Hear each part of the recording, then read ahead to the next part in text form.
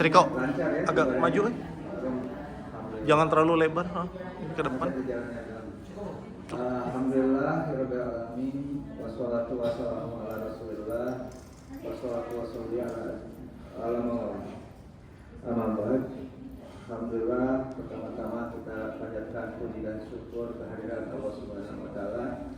Alhamdulillah ini udah hari ke-5 ya. Hari ke-5. Masya Allah, tidak terasa kita sudah memasuki hari-hari terakhir di tanah haram ini. Mudah-mudahan selama ini ibadah kita, doa kita diterima di sisi Allah Subhanahu wa taala. Dan mudah-mudahan dikabulkan apa yang dimaksudkan. Dan ini di hari terakhir ini, mungkin karena besok kita langsung menuju ke Madinah di pagi hari. Akan diisi sebagai pengingat, sebagai bekal, mungkin ada kuliah dari Pak Ustadz dan Sandiaga. Waktu dan tempat banget. Mic-nya di tengah, Kang. Mic-nya so. Biar udah. Bismillahirrahmanirrahim. Assalamualaikum warahmatullahi wabarakatuh. Waalaikumsalam warahmatullahi wabarakatuh. Alhamdulillahi wasbaha bi ni'mati ikhwana asyhadu an la ilaha illallah wa asyhadu anna Muhammadan abduhu wa rasuluhu alladzi la nabiyya ba'dah. Allahumma shalli ala sayyidina Muhammadin wa ala alihi wa sahbihi ajma'in. Amma ba'du. Ibu-ibu, bapak-bapak, jemaah umroh yang kami hormati dan Allah muliakan, pada kesempatan ini alhamdulillah di tempat yang Allah berkahi, di tempat yang mulia, sebagaimana Allah Subhanahu wa taala memuliakan sebagian yang lain di antara yang lain, sebagaimana Allah memuliakan Nabi Muhammad di antara makhluk, ya seluruh makhluk di alam ini, juga Allah memuliakan tempat di antara tempat-tempat yang ada di bumi, termasuk Makkah Mukarramah ini adalah tempat yang berkah, diberkahi dan tempat yang mulia. Dan mudah-mudahan juga pada kesempatan ini Allah Subhanahu wa taala memuliakan ibu-ibu, bapak-bapak semua. Amin. Salawat serta salam kita limpahkan kepada Nabi Muhammad SAW. Rasulullah SAW bersabda, Allahumma barik li ummati fi bukuriha. Semoga ya Allah, semoga Engkau memberikan keberkahan kepada umatku di pagi harinya. Jadi kita insya Allah telah melaksanakan sholat subuh, telah melaksanakan wirid di pagi hari. Mudah-mudahan pagi hari kita sampai nanti malam diberkahi oleh Allah Subhanahu wa taala. Apa yang dimaksud dengan berkah? Berkah itu adalah ziyadatul khair. Jadi tambah-tambah kebaikan. Jadi ada orang yang punya, dikasih oleh Allah Subhanahu wa taala fasilitas berupa uang, berupa materi, berupa kemudahan-kemudahan kesehatan, tapi belum tentu dipakai untuk kebaikan. Nah, jadi yang dimaksud dengan berkah sesuatu yang ada dalam diri kita. Allah memfasilitasi kesehatan kepada kita, Allah memfasilitasi uang, memfasilitasi kesempatan, usia. Nah, ini sama Allah dikasih itu semua dan kita pakai untuk ketaatan kepada Allah. Tambah-tambah kebaikan, tambah-tambah keberkahan seperti itu. Kemudian yang kedua, mudah-mudahan ibadah umroh kita diterima oleh Allah Subhanahu wa taala. Yang dimaksud dengan umroh makbul atau haji yang makbul itu apa? Setelah umroh, setelah hajinya itu ada perubahan dalam diri kita. Yang awalnya mungkin dia punya akhlak yang tidak bagus kepada Allah Subhanahu wa taala, ada adab yang tidak bagus kepada Allah Subhanahu wa taala, sering menelantarkan ataupun sering membangkang kepada Allah. Allah turun setiap hari rahmatnya, ketaatannya, tapi dibalas oleh kita setiap saat dengan ketidaktaatan kepada Allah, dengan pembangkangan kepada Allah. Nah, itu setelah ibadah umroh kita dilatih selama 7 hari di sini, 5 hari di sini, maka ada tarbiyah spiritual kepada kita, sehingga kita bisa komitmen sholat 5 waktu, kemudian kita bisa mendawamkan atau merutinkan wirid-wirid harian kita rajin membuka Quran seperti itu. Itu mudah-mudahan itu terus kita lakukan ya, sampai sepanjang hayat kita. Ini mudah-mudahan sebagai titik tolak bagi kita agar kita menjadi orang yang baik. Kemudian ibu-ibu, bapak-bapak, sebelum kita mulai kepada rangkaian acara, ada sedikit pengumuman bahwa yang pertama insya Allah besok pagi ya kita akan berangkat dari sini ke Medina. Kemudian kalau bisa nanti malam kita udah persiapkan tas kita, kemudian koper kita ya sudah dipacking, karena besok itu mungkin nggak ada waktu setelah sholat subuh. Nah ini disunahkan kita itu ketika meninggalkan Mekah melakukan namanya tawaf wada. Jadi itu disunahkan. Jadi sunnah muakkad melakukan tawaf wada. Apa yang dimaksud dengan tawaf wada adalah tawaf perpisahan. Jadi kita mau meninggalkan Masjidil Haram dan kita tidak tahu kapan dipanggil lagi oleh Allah Subhanahu wa taala. Maka sebagai bukti perpisahan kita kepada Allah Baitullah ini, maka kita melakukan tawaf. Seperti itu. Nah, setelah tawaf bagusnya mungkin dilakukan sebelum subuh ya. Sebelum subuh karena kalau penuh mungkin lama ya. Kemudian sholat subuh di Masjidil Haram, kemudian pulang ke sini. Nah, jadi tas itu kalau tidak bisa turun di bawah, ya nanti karena liftnya banyak, jadi langsung turunkan ke bawah. Insya Allah kita udah siap. Nanti untuk koper-koper ibu-ibu, bapak-bapak, insya Allah kita bantu untuk masukin ke bis seperti itu. Pertama yang itu. Kemudian yang kedua bahwa kalau nanti di Madinah bagi ibu-ibu bapak-bapak yang mau berdoa di Raudhah, maka silahkan untuk mendownload aplikasi Nusuk, login, kemudian masukin password dan di situ untuk nunggu appointmentnya ataupun jadwalnya dari mereka ngasih. Jadi ada waktu setengah jam untuk berdoa apa saja kebutuhan dunia dan akhiratnya di Raudhah. Kemudian yang selanjutnya masalah air zam-zam ya. Untuk air zam-zam dari pihak lajnah ditekankan untuk satu orang 1 galon air 5 liter. Terserah mau beli di luar ataupun beli dari sopir. Nanti kalau beli dari sopir, insya Allah udah kita atur. Jadi udah ditaruh di bis. Ya seperti itu. Takutnya saya nanya itu takutnya nanti dihitung per orang. Sebenarnya kalau ada lebih nggak boleh masuk. Seperti itu ya.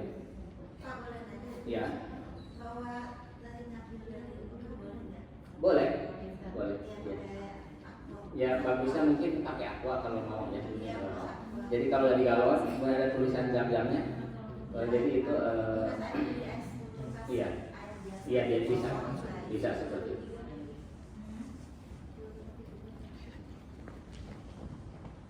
Kemudian untuk sebagai nanti dokumentasi, jadi mohon ibu-ibu bapak-bapak berkenan untuk dipoto ya, karena sebagai laporan buat pihak donatur. Mudah-mudahan kedepannya rutin ya, karena ini adalah programnya Filipin, komunitas Filipin, jalan Filipin, sehingga mudah-mudahan mereka juga melihat kegiatan kita ini bermanfaat dan kita terorganisir dengan rapi, sehingga kedepannya rutin dikasih jatah seperti itu untuk umroh-umroh selanjutnya buat komunitas Indonesia. Ibu-ibu bapak-bapak, bahwa pada kesempatan ini insya Allah izinkan ya kami menyampaikan tentang wirid ya, wirid Quran. Jadi fadilah dan keutamaan wirid Quran, karena beribadah kepada Allah Subhanahu wa taala itu Allah itu tidak akan lelah untuk beribadah. Jadi seorang hamba ya, kalau seorang yang beragama Islam banyak jenis-jenis ibadahnya. Berbeda dengan agama yang lain. Misalkan agama Nasrani itu ibadahnya di hari Minggu harus ke gereja. Orang Hindu ibadahnya harus ke tempel mereka. Tapi agama kita umat Islam banyak jenis-jenis ibadah. Dan kata Rasul itu Allah Subhanahu wa taala tidak akan lelah untuk diibadahi oleh hambanya sampai kita sendiri yang lelah. Dan itu kita harus tahu variasi-variasi ibadah. Di situ ada yang wajibnya, ada yang sunnahnya, dan yang sunnahnya juga macam, termasuk wirid yang kita lakukan kemarin udah ibadah umrohnya, kemudian dengan rangkaian tawaf, dengan rangkaian sa'inya, kemudian kita wiridnya, berdoanya, itu rangkaian-rangkaian dari ibadah. Nah, termasuk di sini mungkin ketika kita berdoa di Masjidil Haram, ya, kemudian kita tidak punya doa-doa khusus. Kalau kita punya doa khusus, ya silakan. Kebutuhan dunia, kebutuhan akhirat, silahkan kita mengadukan kepada Allah Subhanahu Wa Taala, ya. Kalau ada doa-doa yang maksud yang dicontohkan oleh Rasulullah, itu lebih bagus, ya, dicontohkan oleh Rasulullah. Jadi tidak melampaui, ya, doa-doa yang kadang itu memberikan madarat kepada kita. Jadi bisa jadi doa kita kepada Allah itu buruk. Nah, kalau dengan doa yang maksud itu insya Allah kebaikannya dicontohkan oleh Rasulullah. Yang dicontohkan oleh Rasulullah, atau ada doa-doa dalam Al-Quran banyak seperti itu.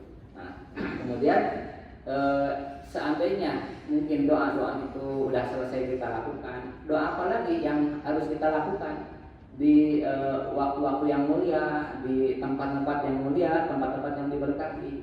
Karena nanti di Madinah itu tidak ada rangkaian ibadah tawaf, umrah, sa'i, tidak ada, ya.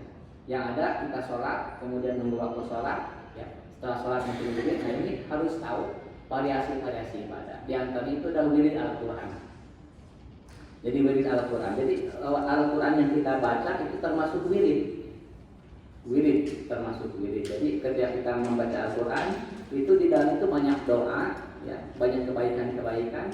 Kata Rasulullah itu, barang siapa yang membaca Al-Quran, kemudian dia sibuk Al-Quran, kemudian dia menghafal Al-Quran, maka Allah akan cukupkan kebutuhannya di dunia dan di akhirat lebih dari orang yang meminta. Jadi kadang kita tidak tahu kebutuhan kita apa itu, ya.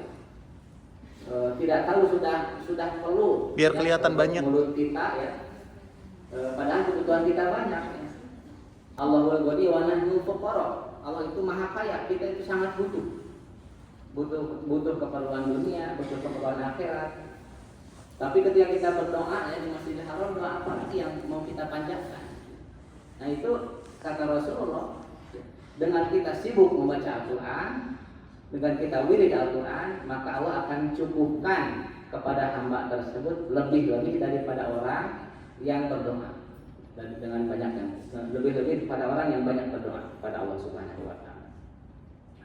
Kemudian nanti kita akan sedikit tahu ayat-ayat atau surat-surat apa yang dianjurkan untuk dibaca setiap hari, setiap malam sebelum tidur, ya, seperti itu. Tapi sebelum kita ke situ, mudah-mudahan waktunya cukup, ya, maka kita akan harus mengetahui tentang keutamaan daripada wirid Al-Quran ini apa bagi kita.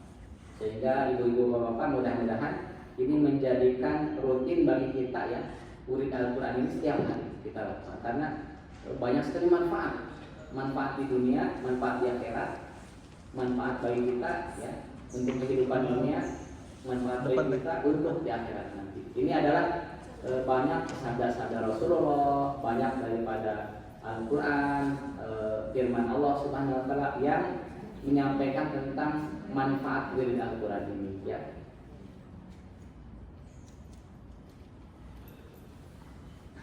Baik, sebelum kita lanjut, ya, bahwa ibu-ibu bapak mudah-mudahan tidak mengurangi khidmat ibu-ibu bapak sekalian, ya, karena mungkin malamnya ada yang sudah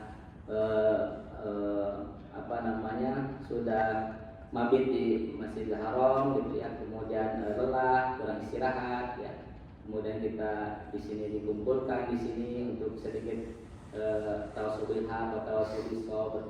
Jadi mudah-mudahan tidak mengurangi khidmat ibu-ibu bapak-bapak semuanya kepada Allah Subhanahu Wa Taala dalam rangka beribadah kepada Allah. Dan mudah-mudahan ini bisa memberikan manfaat kepada kita semua sebagai bekal untuk beribadah kepada Allah Subhanahu Wa Taala. Amin. Jadi ibu-ibu bapak-bapak, bahwa Al-Quran yang kita tahu, ya, itu adalah sebagai dustur jami' lil ahkamil Islam. Apa yang dimaksud dengan dustur jami' lil ahkamil Islam? Itu adalah undang-undang, aturan dari seluruh hukum Islam. Jadi hukum Islam yang ada, misalkan semua hukum perdata, hukum pidana, hukum kenegaraan, itu sumbernya adalah dari Al-Quran. Dan Al-Quran itu kepada siapa? Pada Rasulullah.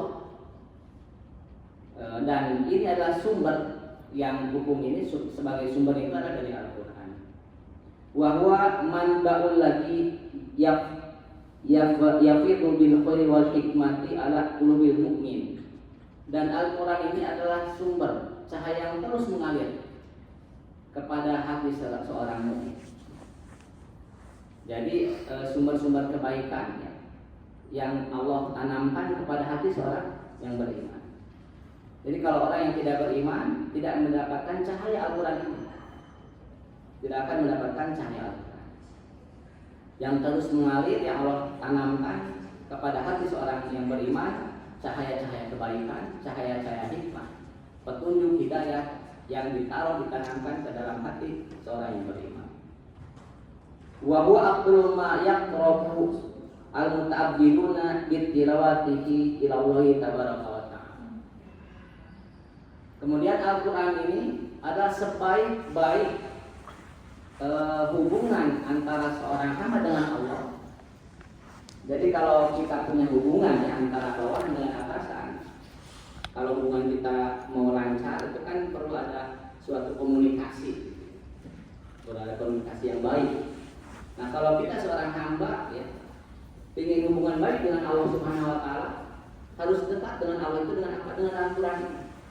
Ketika kita terbiasa dengan Al-Quran, ketika Al-Quran itu menjadi kerinduan kita, kegelisahan kita, maka hubungan kita dengan Allah itu akan baik.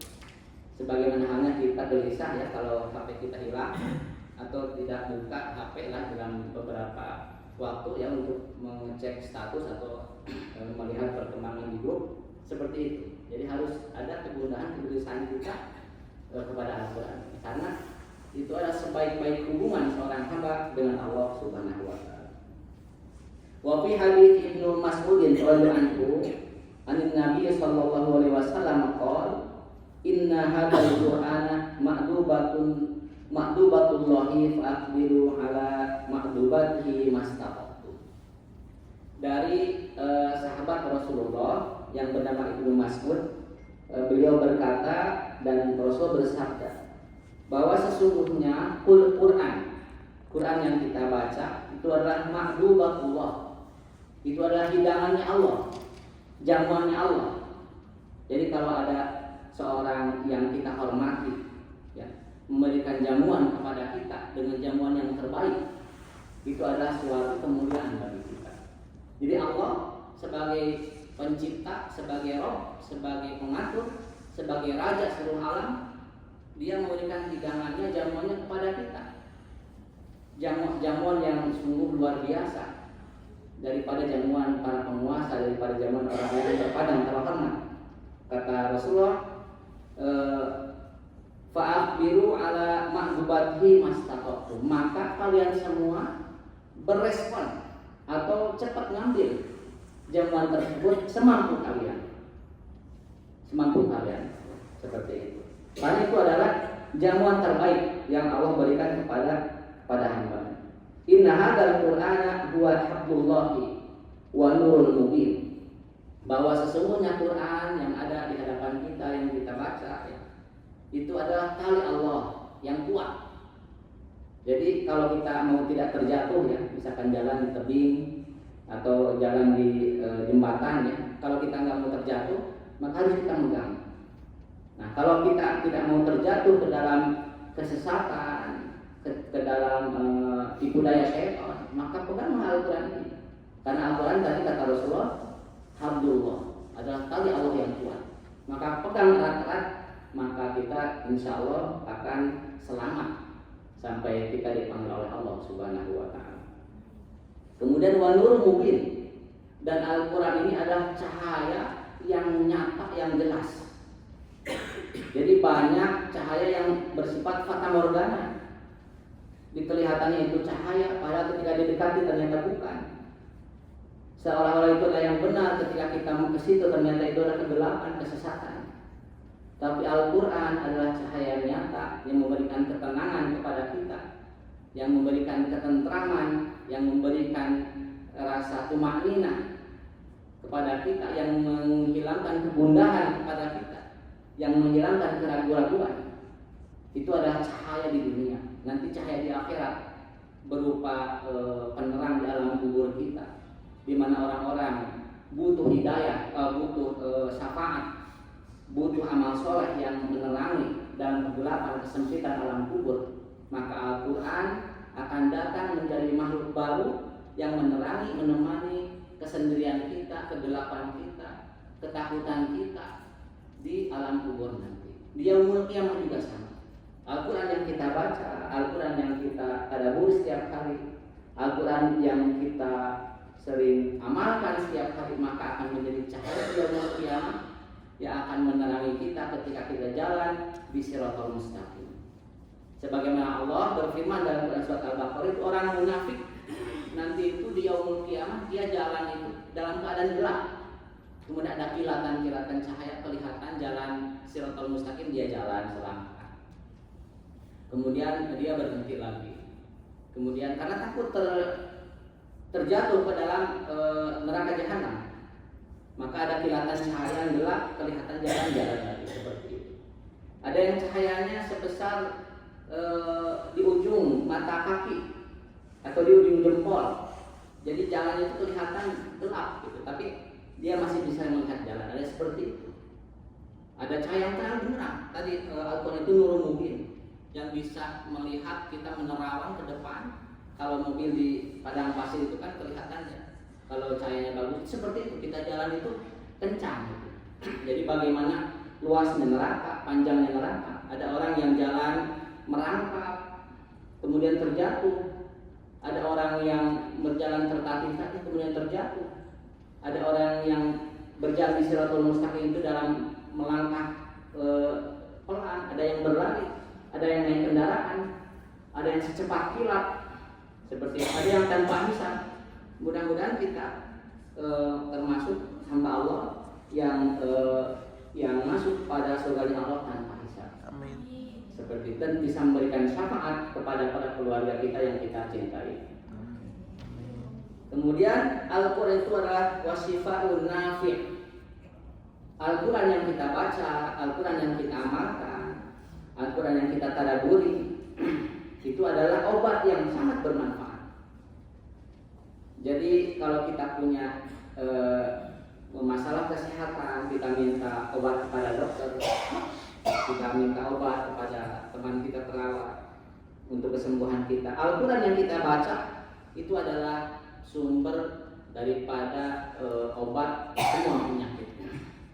Al-Quran dari min kulli dawa, bisa berupa penyakit rohani, bisa berupa penyakit jasmani. Kita baca dengan Al-Quran niat untuk meruqyah diri kita, membaca untuk kesembuhan dengan wasilah Al-Quran yang kita baca, minta doa kepada Allah. Itu adalah Al-Quran sebagai syifaun nafi', adalah obat yang sangat bermanfaat bagi kebutuhan, bagi penyakit rohani kita, bagi penyakit jasmani kita. Ismatul liman tamassaka bihi.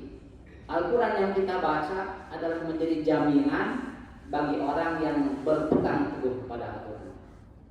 Jadi siapa yang menjamin? Allah sendiri, Rasul sendiri. Bagi barang siapa yang ingin selamat dunianya akhiratnya, maka harus pegang Al-Quran ini dengan kuat-kuat. Walihajatun liman ittiba'u wa najatun liman ittiba'u. Kemudian Al-Quran adalah menjadi faktor kesuksesan kita bagi yang ingin sukses dengan mengikutinya. Tidak akan celaka, tidak akan merugi bagi orang yang berpegang teguh dengan Al-Quran ini. La yajibu fayusta'tabu wa la ya'waju fayuqawwam. Dan Al-Quran ini tidak akan lelah untuk dibaca. Ketika kita membaca novel, membaca buku, kadang satu kali baca udah selesai gitu. Kita tidak mau baca lagi karena udah tahu ceritanya.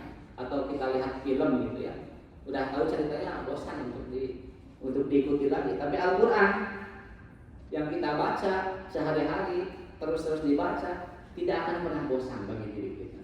Akan muncul semangat baru, akan muncul ruh baru, akan muncul dalam hati kita inspirasi baru, pemikiran baru.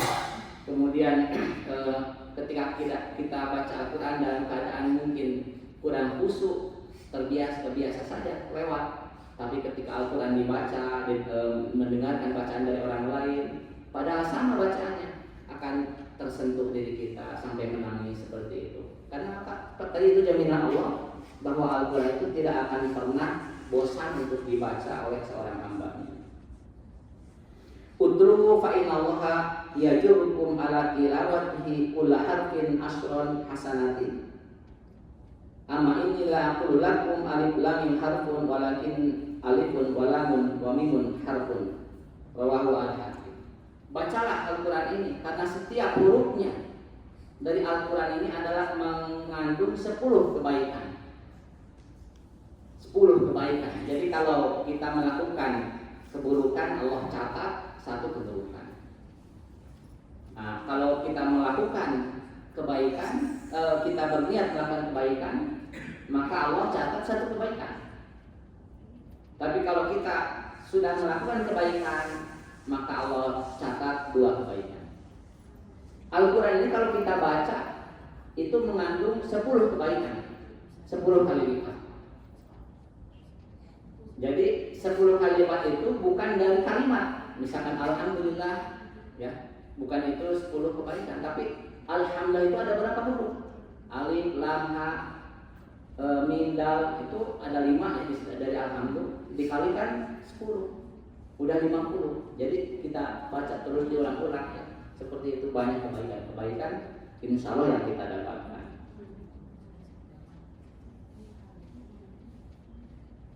Wa fi wasiyati Rasulillah li Abi Dzarrin radhiyallahu anhu alaika bi tilawatil Qur'an fa innahu nurun laka fil ardi wa dhuhrun laka fis samai. Rawahu Ibnu Hibban fi hadithi tawil.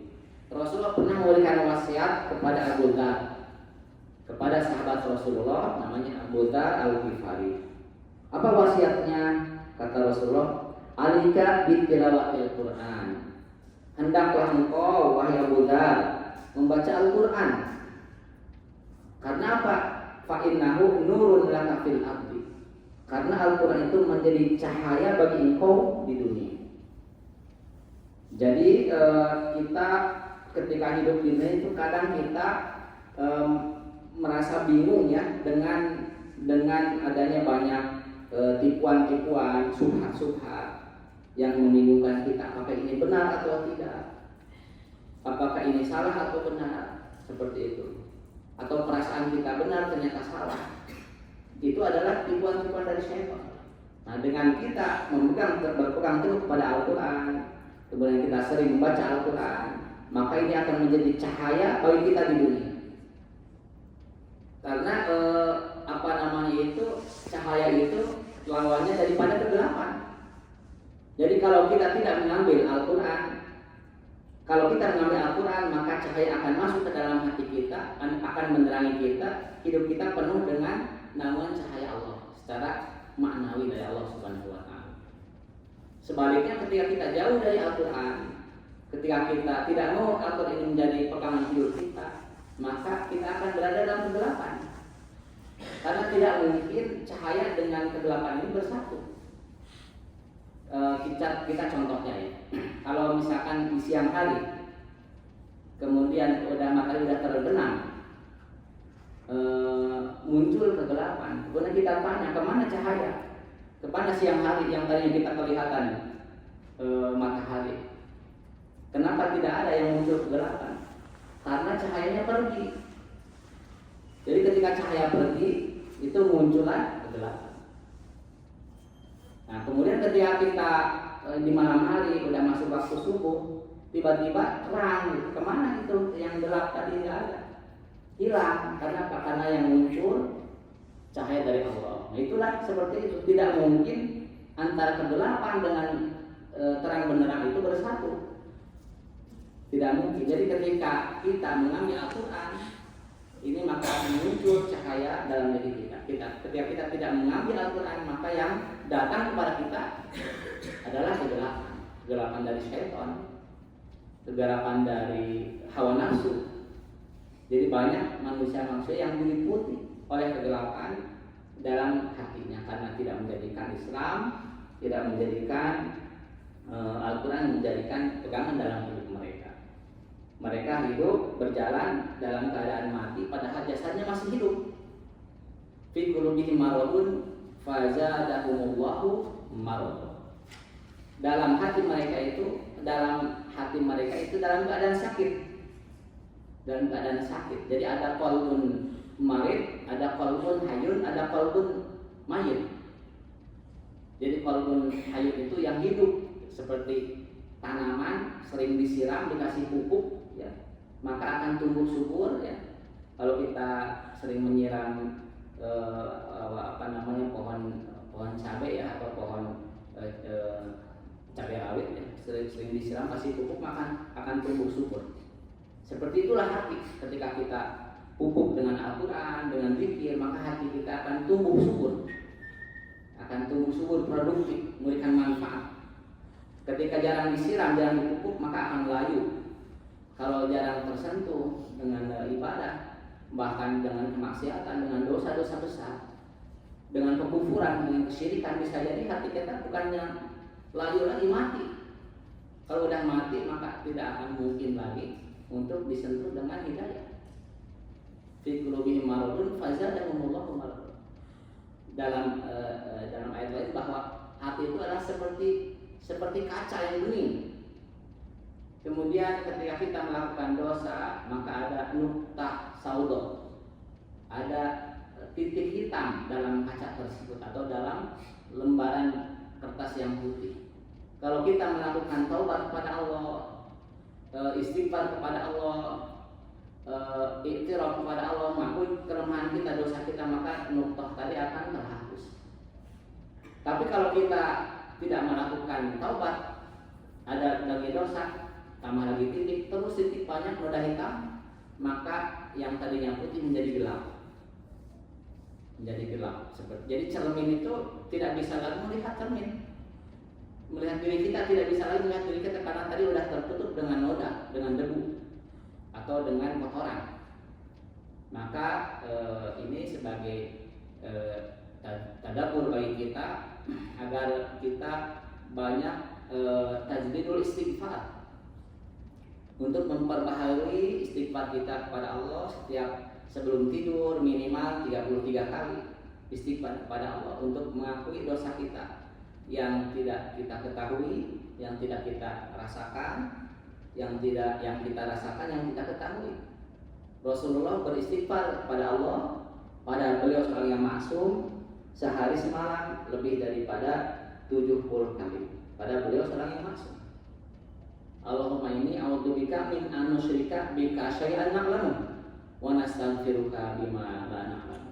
Ya Allah, aku berlindung kepada Engkau dari dosa kesyirikan yang kadang kita tidak sadari. Kadang kita syirik kepada Allah dengan yang tidak sadari, dengan syirik lisan, dengan syirik perbuatan, dengan syirik iktikad, atau berlindung kepada Allah dengan syirik yang kita sadari. Itu Rasulullah sampai 70 kali beristighfar kepada Allah, padahal beliau seorang yang maksum. Wa an Aisyah radhiyallahu anha qala Rasulullah sallallahu alaihi wasallam al-mahiru bil Qur'ani ma'a safaratil kiramil bararah. Barang siapa yang pintar membaca Al-Quran dengan tajwidnya yang bagus, dengan nafrahnya yang bagus, maka dia kata Rasulullah akan bersama dengan para malaikat yang mulia. Jadi kalau laki-laki, maka dia akan dikelilingi oleh bidadari-bidadari surga. Kalau saya lihat-lihat ya di sini di Masjidil Haram, itu banyak ya perempuan-perempuan dari negara lain kan, masya Allah ya, seperti itu. Negara Turki yang ngerti ya, lebih cantik orang Indonesia ya daripada orang Turki kan. Seperti itu, ada orang Turki, ada orang mana. Jadi kita melihat bagaimana kita bayangkan bidadari surga seperti itu. Kemudian bagi ibu-ibu dikelilingi oleh para wildan mukhalladun. para pelayan-pelayan laki-laki yang kekal melayani kita. Di situ tidak ada ghil, tidak ada kecemburuan bagi suami pada istri, bagi istri pada suami. Karena sudah dicabut kecemburuannya, tidak ada dengki, tidak ada iri. Nah, bagi orang yang pintar membaca Al-Quran, mahir membaca Al-Quran, ma'a safarati kiramin barokah, bersama tadi para malaikat-malaikat yang mulia dan terhormat, derajatnya di sisi Allah Subhanahu wa taala. Walladzi yaqra'uhu wa yata'tahu fihi wa huwa 'alaihi syaqut lahu ajrani. Barang siapa yang dia itu terbata-bata membaca Al-Quran, dibilang sa, dibilang sya, dibilang so, seperti itu ya kata berat gitu ya, ininya tidak bisa membedakan makhrajul huruf yang keluarnya sama seperti itu, dibilang sa gitu ya, seperti itu kata Rasulullah bahwa ajroni, maka dia akan diberi pahala oleh Allah, pahala membaca Al-Qurannya dan pahala dia bersabar dalam kesulitan membaca Al-Quran. Jadi baik, dua-duanya baik. Yang tadi yang pintar baik, yang tidak pintar juga baik. Jadi oleh karena itu Al-Quran ini adalah kebaikan bagi kita semua tadi. Walaqad kana Rasulullah sallallahu alaihi wasallam yahmilun nas 'ala al-Qur'ani hamlan wa yufadilu bainahum bimanzilatihi min al-Qur'ani wa yusi man ajaza 'anil qira'ati bi an yastami'a wa yatafahhama hatta la yuzama barakati sholati ruhiyati bi kitabillahi tabaraka wa ta'ala. Rasulullah menyampaikan kepada kita ya, agar bagi siapa saja yang tidak bisa membaca Al-Quran, jangan sampai terhalang dari keberkahan Al-Quran ini sebagai hubungan kita sebagai seorang hamba kepada Allah Subhanahu wa taala. Jadi banyak cara ya, ibu-ibu, bapak-bapak, agar kita bisa mengambil berkah dari Al-Quran ini. Bagi orang yang tidak bisa baca, maka dengarkan murotal ya, seperti itu. Bagi yang tidak bisa baca, bisa mendengarkan anak kita mungkin yang pintar membaca Al-Quran, kita dengarkan seperti itu. Jangan sampai terhalang keberkahan kita dari Al-Quran yang mulia. Jadi banyak cara. Makanya Al-Quran ini adalah lucu, bacalah. Jadi baca itu bukan berarti baca seperti baca kita. Bisa dengan orang lain membacakan kepada kita ikuti ya, seperti itu adalah tilawah Quran, seperti itu. Maka Rasulullah ketika di Gua Hira kan Rasulullah mana di mana? Karena Rasulullah seorang yang ummi, tapi Rasulullah hafal 30 juz Al-Quran. Seperti itu. Karena Al-Quran ini adalah bukan dibaca seperti baca kitab seperti itu, tapi dia dibaca dengan tilawah, memperdengarkan, mentadaburi. Jadi banyak cara-cara yang bisa kita lakukan agar kita tidak hilang keberkahan kita bersama Al-Quran ini yang mulia.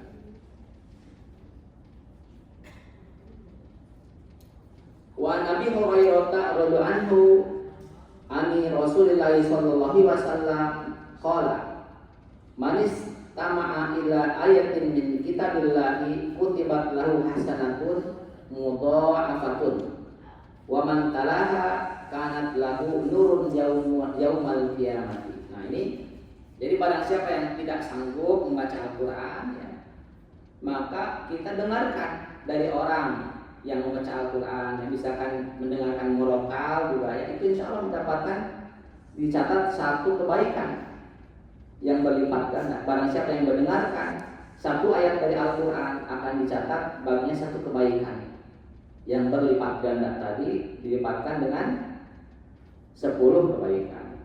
Dan barang siapa yang bisa membacanya maka baginya cahaya pada hari kiamat. Seperti yang saya sampaikan tadi bahwa nanti di umur kiamat orang butuh cahaya, orang butuh naungan Allah, orang butuh perlindungan, orang butuh hidayah. Mereka masing-masing dalam keadaan sendiri-sendiri akan melewati sirat dalam keadaan sendiri. Yaumatul mudiatin atoat ya. Kemudian orang yang hamil dia akan menggugurkan kandungannya. Orang yang menyusui akan meninggalkan yang disusuinya. Kemudian anak kecil akan berubah saking dahsyatnya hari kiamat. Jadi orang dalam keadaan linglung, dalam keadaan bingung apa yang terjadi. Nah, insya Allah bagi orang yang dia memegang Al-Quran dengan kuat, yang bisa menjadikan Al-Quran adalah minhajul hayat ataupun bagian dari hidupnya, maka dia akan diselamatkan dari gunjang gandinya atau huru haranya yaumul qiyamah. Amin. Wa fi hadits Abi Hurairah radhiyallahu anhu qala ba'atha Rasulullah sallallahu alaihi wasallam ba'athan wa hum dzawu adadin. Rasulullah suatu hari pernah mengutus sekelompok sahabat ya untuk tujuan tertentu, bisa jadi tujuan perang, bisa jadi tujuan dakwah. Kemudian fastaqra'a kulli rajulin minhum yakni ma ma'ahu minal Qur'an. Kemudian Rasul menyuruh para utusan tersebut untuk membacakan Al-Qur'an. Fa'ata ala rajulin minhum min ahdathihim sinnan faqala. Kemudian sampai ada anak kecil yang umurnya, bukan anak kecil, yang umurnya paling muda, mungkin di sini Mas Riko ya, yang paling muda sama Rasulullah kan disuruh untuk membaca semua. Kemudian di situ ada yang paling muda. Ma'aka ya fulanun, apa yang engkau punyai dari hafalan Al-Quran wahai fulan?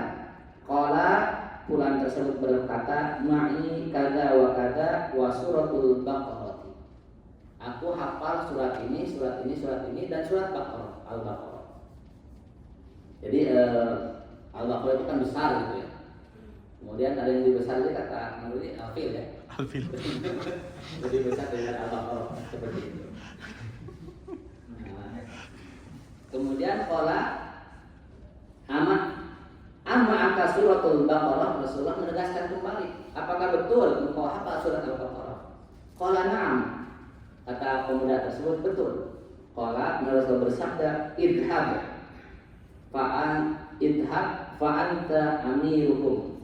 Pergilah kalian semua, maka engkau menjadi ketuanya, menjadi pemimpinnya. Seperti itu Rasulullah menunjuk ya, seorang pemimpin dalam grup kecil itu yang mahir dalam Al-Quran, bukan yang elektabilitasnya tinggi, bukan yang terkenalan sebagai seorang artis tapi tidak memiliki kemampuan.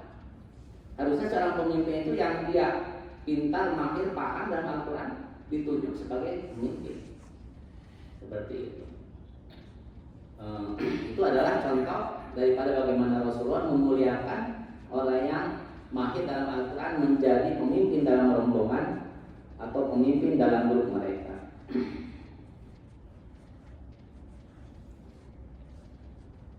Wa arafa salafuna shalihu ridwanullahu alaihim fadlul Qur'ani wa tilawatihi. Dan kita semua telah mengetahui bagaimana ya, kalau tadi kan kehidupan Rasulullah dan para sahabat, begitu juga kehidupan para generasi setelah Rasulullah wafat. Ya, ini adalah salafus shalih, tabi'in, para generasi orang-orang terdahulu. Mereka sangat mengetahui keuntungan fadilah daripada Al-Quran dan membacanya Al-Quran. Faja'aluhu masdar tashri'ihim, dan telah menjadikan Al-Quran ini menjadikan sumber dari syariat bagi mereka. Dulu itu bahwa undang-undang aturan-aturan itu diambil sumber syariatnya dari Al-Quran, bukan dari undang-undang yang dibikin oleh pemerintahan Belanda, bukan undang-undang yang dibikin oleh Perancis ataupun undang-undang yang dibikin oleh Amerika gitu ya, seperti itu. Tapi diambil daripada Al-Quran. Mereka seperti itu dari generasi ke generasi. Wa dusturil ahkamihim, dan menjadi undang-undang dalam hukum-hukum, hukum pemerintahan, hukum pidana, hukum perdata, hukum waris, hukum nikah, hukum jinayat, ya, semua itu bersumber daripada Al-Quran. Dari dulu seperti itu. Wa rabi'i qulubihim, dan menjadikan spring itu adalah musim semi bagi hati-hati mereka. Wa wirdi ibadatihim, dan menjadi wirid harian dari ibadah-ibadah mereka. Wa fatahu lahu qulubahum, dan terbukalah hati-hati mereka. Karena dengan Al-Quran yang mereka aplikasikan, amalkan dalam kehidupan sehari-hari, wa tadabbaruhu bi afidatihim, dan mentadaburinya Al-Quran dengan hati mereka. Jadi bukan dibaca dengan lisan saja, tapi ditadaburi, masuk ke hati kemudian diamalkan. Wa fatahu lahu qulubahum wa tadabbaruhu bi afidatihim wa tasarrabat ma'anihi samiyatu arwahahu. Kemudian dia merasakan ruh mereka itu tinggi dengan Al-Quran yang mereka baca, yang mereka tadaburi. Seperti itu, ada kenikmatan yang luar biasa dengan membaca Al-Quran. Seperti itu. Itu harus sampai merasakan seperti itu. Fa'atabahumullahu fid dunya siyadatul alim.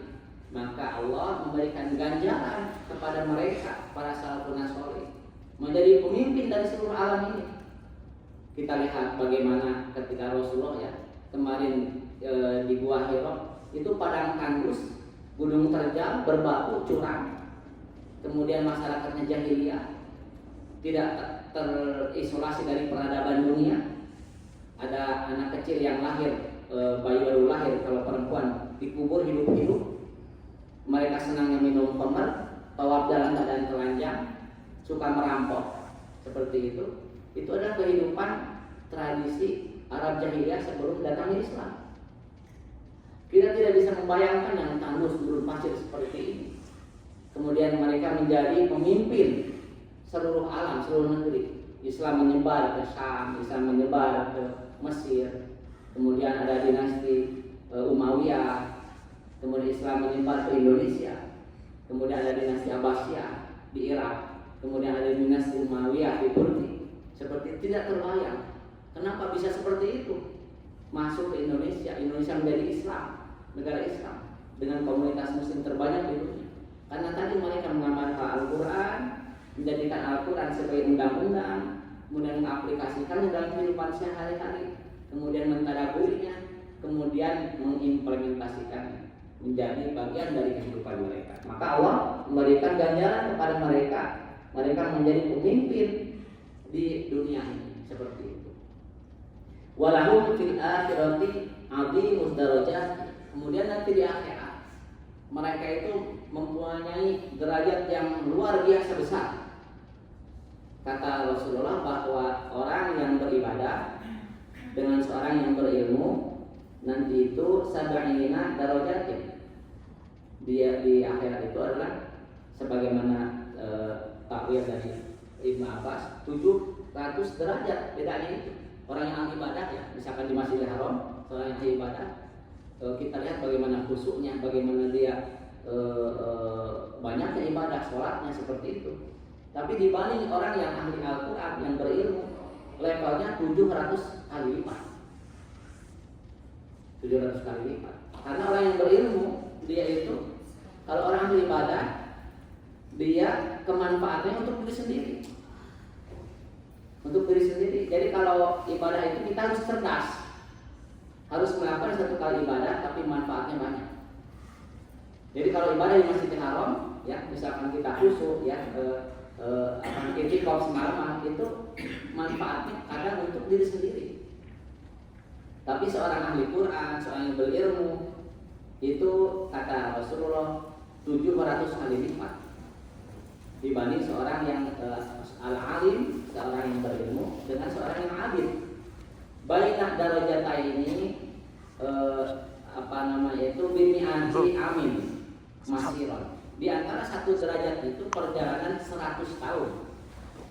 Bayangkan ya, jadi bagaimana jauhnya derajat seorang yang hamba yang seorang ahli ibadah dengan seorang yang berilmu.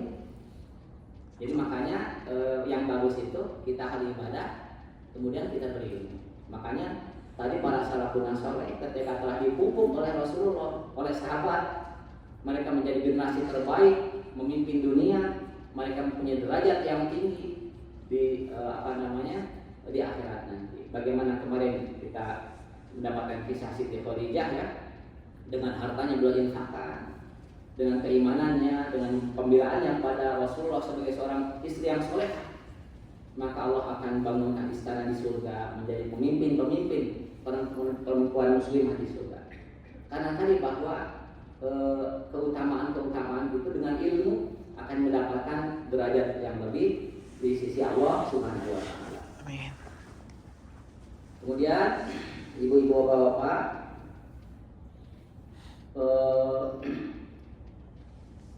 walahum fil akhirati azimud darajat, dan di akhirat mereka mendapatkan derajat yang sangat agung. Wa malana al-Qur'ana fawasqana ala ma wasalna ilaihi min dhafin fid dunya wa rifqin fid din. Nah, sampailah kejadian ini kepada kita semua ini. Kita yang jauh generasinya telah lewat daripada salafus saleh gitu ya. 1400 tahun telah melewati masa yang panjang gitu ya. Sampai kepada kita. Yang kita adalah generasi, bukan generasi Quran, generasi TikTok, generasi YouTube, generasi Facebook ya. Sampai kepada kita. Yang Al-Quran ini kadang mungkin menjadi mahar dalam pernikahan kita. Habis itu ditaruh di lemari yang nggak pernah tersentuh ya, masih bagus gitu ya. Sampai bulukan. Seperti itu. Sampailah generasi kita itu ke situ. Yang bahkan mungkin tidak tahu atau tidak pernah seumur hidup sampai tamat baca Al-Quran, atau tidak tahu bagaimana membaca Al-Quran seperti itu, atau tidak pernah tahu Al-Fatihah. Itu kan istilahnya sebagai KTP saja gitu ya, seperti itu. Ya, sampailah kondisi kita seperti itu, kondisi yang jauh daripada Al-Quran, jauh daripada bimbingan Islam, jauh daripada sentuhan sebagaimana generasi terbaik Rasul dan para sahabat dan para salafun saleh. Maka ketika kita jauh dari Al-Quran, ini bukan salahnya orang-orang Barat yang menjajah kita, bukan salahnya orang-orang musuh Islam, orang Yahudi, orang Israel menjajah Palestina, bukannya orang-orang musuh-musuh Islam mendominasi kita, mencuri, menjarah harta-harta kita di bumi-bumi Muslim. Bukannya salah mereka menelantarkan kita, menjadikan kita bodoh, tapi salah kita karena kita jauh daripada Al-Quran. Seperti itu. Ini adalah maka teguran bagi kita agar kita kembali lagi kepada Al-Quran.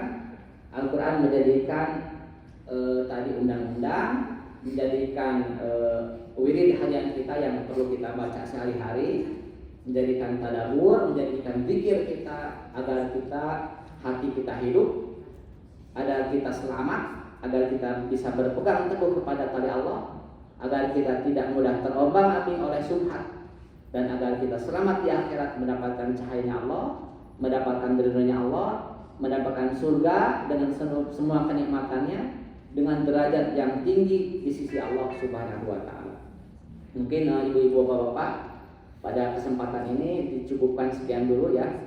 Ini baru keutamaan Al-Quran. Nanti ada wirid-wirid Quran yang dianjurkan untuk dibaca. Fadilah misalkan surat Tabarok ya, surat Al-Mulku, apa keutamaannya kalau dibaca tiap malam, itu akan terhindar dari adab kubur ya. Kemudian surat Ad-Dukhan kalau dibaca tiap malam, maka di pagi harinya akan disalami atau diistighfari oleh 70.000 malaikat. Membaca ayat kursi di malam hari, Qul Falaq Binas, diri kita akan terhindar ataupun terlindungi oleh energi-energi buruk. Ada syaitan, ada sihir, ada orang yang ain, yang dengki kepada kita, akan terhindar.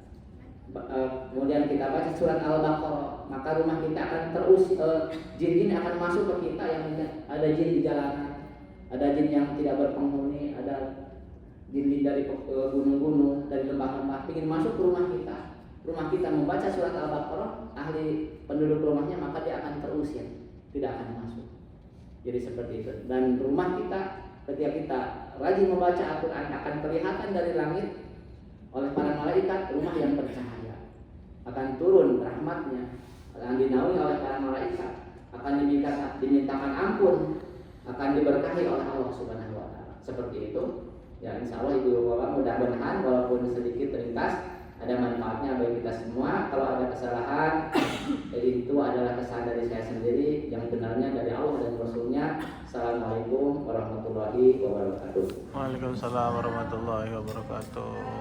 Terima kasih kepada Hadratus Syekh Sandi Afandi.